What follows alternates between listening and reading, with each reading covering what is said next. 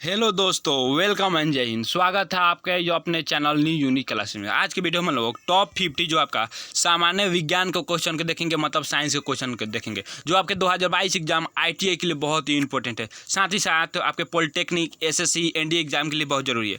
अगर आप पहली बार हमारे चैनल पर विजिट कर रहे हैं तो चैनल को सब्सक्राइब कर लीजिएगा, बेल आइकन भी दबा लीजिएगा ताकि आने वाले वीडियो का नोटिफिकेशन आपको मिलता रहे। तो चलिए हम लोग वीडियो को स्टार्ट करते हैं। आज का पहला क्वेश्चन है, कणों के द्वारा हीट ट्रांसफार्मर की क्रिया को क्या कहते हैं? तो कणों के द्वारा हीट ट्रांसफर की क्रिया क्या कहते हैं? तो आपका कंडक्शन कहते हैं, मतलब चालन कहते हैं। इंग्लिश कर रहा है, मतलब क्या है, कणों जिसमें कणों का जो है स्थानांतरण होता है उसको क्या कहते हैं? तो आपका कंडक्शन कहते हैं। आपका ऑप्शन नंबर बी हो जाएगा, कंडक्शन कहते हैं। अगला क्वेश्चन देखते हैं। अगला क्वेश्चन आपका, यदि 100 वाट वाले 10 बल्ब प्रतिदिन 1 घंटा जलते हैं तो प्रतिदिन विद्युत ऊर्जा के उपभोक्ता पर क्या प्रभाव पड़ेगा? तो देखिए क्या प्रभाव पड़ेगा, तो इसको कहने का मतलब कि इसका ऊर्जा पूछ रहे हैं। तो ऊर्जा बराबर क्या होता है? शक्ति या गुने समय होता है। तो शक्ति कितना दिया है? 100 वाट दिया है। वाट में जब दिया है तो घंटा भी होगा 1। तो आपका शक्ति दे दिया इतना, आपका उसके बाद घंटा दे दिया है 1।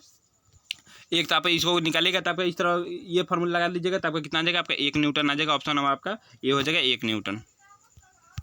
अगला क्वेश्चन देखते हैं। अगला क्वेश्चन आपका, एक्सरे का शोधन किसने किया था? एक्सरे का शोधन किसने किया था? कहने का मतलब कि एक्सरे किरण का खोज किसने किया था? तो आपका रॉन्टजन ने किया था। ऑप्शन नंबर सी हो जाएगा, रॉन्टजन ने किया था। अगला क्वेश्चन देखते हैं। अगला क्वेश्चन आपका, किस अयस्क में लौह धातु की अधिकतम मात्रा पाई जाती है? कौन ऐसा अयस्क है जिसमें है धातु, लौह धातु कहने को लोहा अधिकतम मात्रा में पाया जाता है? तो आपका हेमाटाइट है। ऑप्शन नंबर ए हो जाएगा, हेमाटाइट में जो है लोहा जो अधिकतम मात्रा में पाया जाता है। अगला क्वेश्चन देखते हैं। अगला क्वेश्चन आपका, निम्नलिखित कथन को ध्यानपूर्वक पढ़िए। 100 डिग्री सेल्सियस पर उबलते हुए पानी व 100 डिग्री सेल्सियस पर की ऊष्मा समान होती है ना? गलत बात है। 100 डिग्री सेल्सियस पर पानी उबलेगा तो और भाप बनेगा, उसको ऊष्मा समान नहीं होगा। बर्फ के पिघलने की गुप्त ऊष्मा जलने की वाष्पीकरण गुप्त ऊष्मा के बराबर होता है ना? यो जो आपका क्या है, ये भी आपका गलत बात है। अगला क्वेश्चन देखते हैं। अगला क्वेश्चन है आपका एयर कंडीशन में ऊष्मा जो है कमरे की वह से एवापोरेटर कॉल्स में ली जाती है या कंडेंसर कॉल पर निकाल दी जाती है। ये सही आपका केवल ऑप्शन नंबर सी सही है, इसलिए इसका ऑप्शन नंबर डी हो जाएगा कि केवल जो आपका ऑप्शन नंबर इसका सी सही है। अगला क्वेश्चन देखते हैं। अगला क्वेश्चन आपका, आँख के चश्मे की लौ का पावर किस मात्रक से नापा जाता है? कहने का मतलब कि आँख के चश्मे की लेंस का मात्रक, कहने का मतलब कि लेंस की क्षमता। लेंस मात्रक मतलब क्या होता है? लेंस की क्षमता का सही मात्रक क्या होता है? आपका डायोप्टर होता है, याद रख सकते हैं। आँख के लेंस की चश्मे की लेंस की क्षमता जो है डायोप्टर से मापते हैं। अगला क्वेश्चन देखते हैं। अगला क्वेश्चन आपका, जब श्वेत प्रकाश प्रिज्म में प्रवेश करता है तो जिस रंग का विकिरण प्रिज्म के आधार की ओर होती है क्या होती है? देखिए कहने का मतलब कि जब श्वेत प्रकाश किरण हो गया प्रिज्म से गुजारते हैं तो जब सबसे अधिक नीचे मुड़ता है आधार की ओर होता है वो कौन सा रंग होता है? आपका बैगनी होता है। क्यों? क्योंकि सबसे ऊपर लाल होता है, सबसे नीचे बैगनी होता है। आपका बैगनी पूछा है। जो आधार की ओर होता है वो कौन सा रंग है? तो आपका बैगनी। ऑप्शन नंबर इसका ये हो जाएगा। अगला क्वेश्चन देखते हैं। अगला क्वेश्चन आपका, प्राकृतिक प्रक्रम जिसमें सौर ऊर्जा का परिवर्तन रासायनिक ऊर्जा में होता है क्या कहलाता है? तो देखिए प्राकृतिक प्रक्रम, देखिए यहाँ पे प्राकृतिक कहती है ना प्रक्रम, तो क्या होता है? हम लोग पेड़ पौधा क्या करता है? सूर्य के सब प्रकाश लेता है और प्रकाश संश्लेषण क्रिया करता है और रासायनिक ऊर्जा में बदल देता है। तो ऑप्शन नंबर सी हो जाएगा, प्राकृतिक प्रक्रम जिसमें सौर ऊर्जा जो है रासायनिक ऊर्जा में परिवर्तित हो जाता है। आपका कौन है? प्रकाश संश्लेषण। अगला क्वेश्चन देखते हैं। अगला क्वेश्चन आपका, यह देखा गया कि अंतरिक्ष उड़ान के दौरान अंतरिक्ष यात्री के मूत्र से भारी मात्रा में कैल्शियम निकल जाती है, इसका कारण क्या है? तो देखिए जब कोई व्यक्ति जो अंतरिक्ष में जाता है तो क्या पेशाब उसाब करता है ना, तो भारी मात्रा में कैल्शियम निकल जाता है। कारण क्या है? तो वहाँ पर गुरुत्वाकर्षण होता है नहीं, तो वही बात है आपका सूक्ष्म गुरुत्वाकर्षण, माइक्रो गुरुत्वाकर्षण, मतलब गुरुत्वाकर्षण 0 है इसीलिए। अगला क्वेश्चन देखते हैं। अगला क्वेश्चन है आपका एक पिंड कुल दूरी का आधा दूरी v वेग से तथा यात्रा करता है तथा शेष आधी दूरी v2 वेग से यात्रा करता है, तब औसत चाल क्या होगी? तो हम बताए थे कि यदि कोई व्यक्ति जो आधा दूरी जो v वेग से फिर आधा दूरी जो v2 वेग से यात्रा करे तो उसका औसत वेग क्या होता है? 2v1 इंटू v2 बटा v1 प्लस v2। आपको पता ही होगा, में कोई दिक्कत नहीं है। तो इसका ऑप्शन नंबर इसका क्या हो जाएगा? डी। देखिए यहाँ पे दिया 2v1 इंटू v2 बटा v1 प्लस v2। अगला क्वेश्चन देखते। अगला क्वेश्चन आपका, मनुष्य के नेत्र के रेटिना पर प्रतिबिंब होता है। तो मनुष्य के नेत्र के रेटिना पर कैसा प्रतिबिंब बनता है? तो मनुष्य के नेत्र के रेटिना पर जो आपका वास्तविक का उल्टा प्रतिबिंब बनता है। मनुष्य के नेत्र के रेटिना पर जो आपका वास्तविक का उल्टा प्रतिबिंब बनेगा। अब सर आपका ये सवाल होगा आप लोग कहिए कि सर तो हम लोग को सीधा कैसे दिखाई देता है? तो देखिए कारण क्या है? तो हम लोग को वास्तविक का उल्टा जो रेटिना प्रतिबिंब बनता है, फिर एक द्विक तंत्रिका होता है।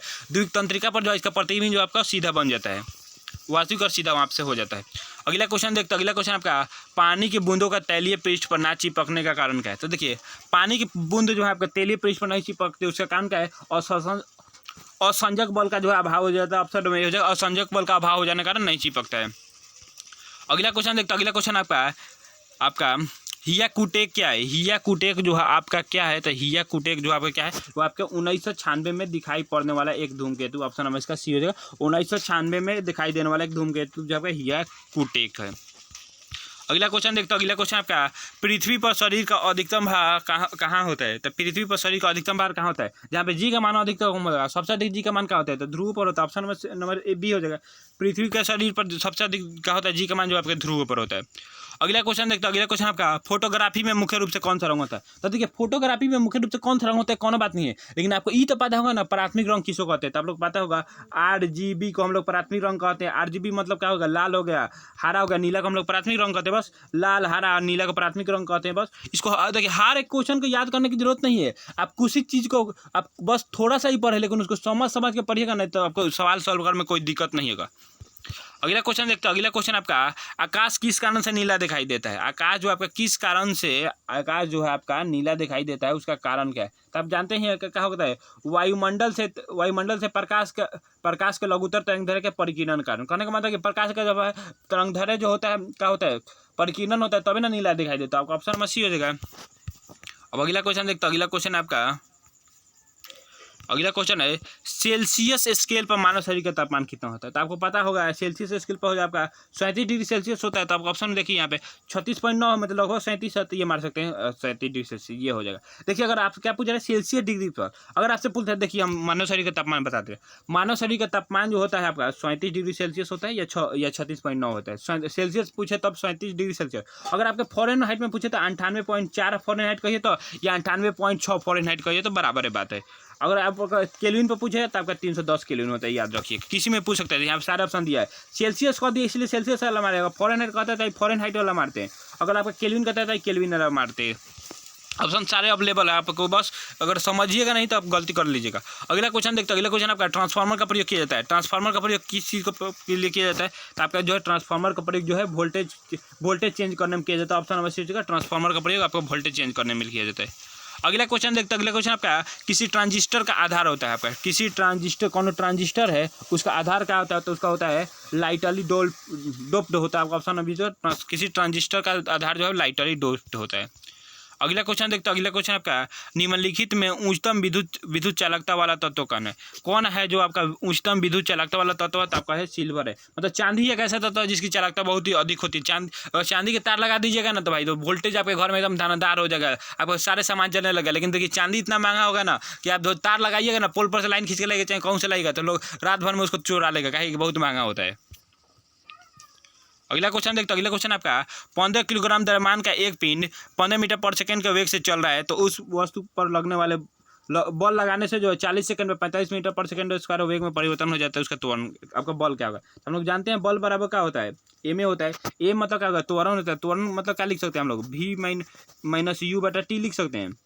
इसका भी कितने दिया? 45 दिया है, यू कितना है? 15 दिया है। 45 में से 15 घटाएंगे तो कितना हो जाएगा? 30 हो जाएगा। और फिर हम ये भी माइनस यू बटा टी किसके बदले में लिखे हैं? ए के बदले में लिखे हैं, ठीक है। ए के बदले में लिखे, मतलब त्वरण होता है। त्वरण मतलब क्या होता है? वेग में परिवर्तन। तो हो गया भी 45 माइनस 15 कर देंगे। फिर जो समय कितना है? 40 सेकंड है। तो आप रखिएगा आंसर आ जाएगा कितना? देखिए यहाँ पे हो गया आपका दिया है। पहले द्रव्यमान रखेंगे तो आप द्रव्यमान एम रखिए 15 किलोमीटर। फिर क्या भी माइनस यू करना है तो 45 माइनस 15 करेगा तो कितना होगा? 30 होगा। फिर टी करना है 40 सेकंड है। एगो जीरो से एगो जीरो काट दीजिए, कितना हो जाएगा? 15 45 बटा 4। अब देखिए यहाँ पे काट लेते हैं। यहाँ पे कितना हो जाएगा? 15 45 है बटा 45 बटा आपका कितना हो जाएगा? 4 हो जाएगा। 45 हाँ 45 बटा 4 होगा। अब 4 से काटिए, 4 एकम 4 हो गया, कट जाएगा। फिर 5 उतारिए, फिर 4 एकम 4 हो गया। फिर यहाँ पे घटेगा तो कितना? 1 होगा। फिर एक में जीरो डाल दीजिए, पॉइंट है कि 10 होगा। तो 4 दूना 8 होगा। फिर 5 कट जाएगा, तब का 11.25 आ गया। ऑप्शन में 20 है 11.25। अगला क्वेश्चन देखते हैं, अगला क्वेश्चन आपका यदि किसी वस्तु का भार 49 न्यूटन है तो उसका द्रव्यमान क्या होगा? देखिए तो हम लोग भार W बराबर हम लोग क्या जानते हैं? हम लोग बल F बराबर क्या होता है? mg होता है। mg होता है। भार कितना दिया है? 49 न्यूटन दिया है।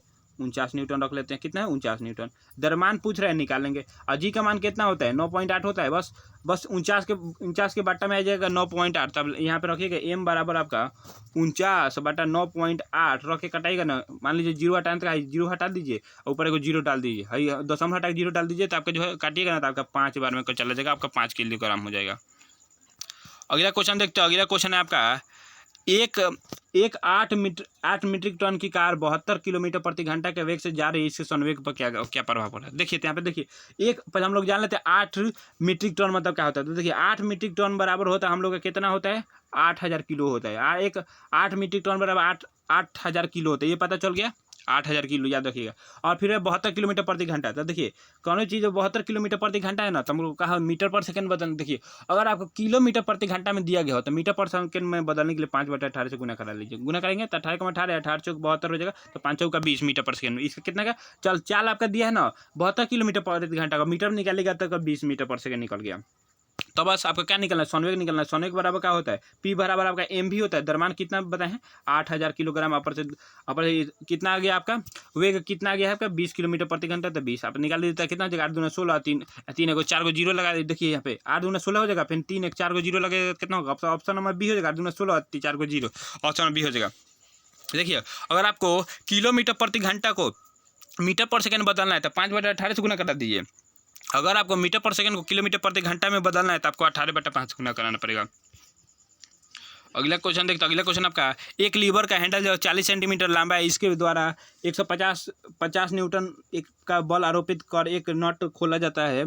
तो खोला जाता है, उसे नट को खोलने के लिए कितने लंबे लीवर की आवश्यकता होगी यदि लगाया गया दाब जो 5 न्यूटन है। देखिए क्या कर रहे हैं यहाँ पे, नट खोलने के लिए आपको जो है बालाघूर लगता है। बालाघूर आपको निकालना पड़ेगा। पहले हम लोग बालाघूर निकालेंगे। बालाघूर मतलब क्या होता है, टॉ बराबर क्या होता है, टॉ बराबर क्या होता है, बल गुने उसके बीच के लंबाई होता है। तो बल कितना दिया आपका 150 न्यूटन है, बालाघूर कितना दिया आपका 40 सेंटीमीटर हुआ, मीटर बदलेगा तो आपका 0.4 हो जाएगा। इस तरह आप घुमाइएगा तो कितना जाएगा आपका 60 न्यूटन मीटर आ गया। बालाघूर आप जो है 150 गुने 0.4 करेगा तो आपका 60 न्यूटन आ जाएगा। अब बालाघूर आ गया, ठीक है। और उसके बाद जो आपका कितना करे, यदि 50 न्यूटन का बल लगा जाए तो कितना आपका बालाघूर आता है। यहाँ पे 60 रख लीजिए, 60 हो गया बालाघूर आपका। फिर 50 न्यूटन, अब कितना लंबाई का चाहिए, तो ये लंबाई का यहाँ पे कारण मान लीजिए आर होता है, आर मान लीजिए। फिर ये 5 से 5 का चला जाएगा। फिर देखिए अब कितना जाएगा 6 यहाँ पे 6/5 हो जाएगा आपका। 6/5 हो, इसको काटेगा तो कितना 1.2 आएगा। आपका ऑप्शन नंबर बी डी हो जाएगा।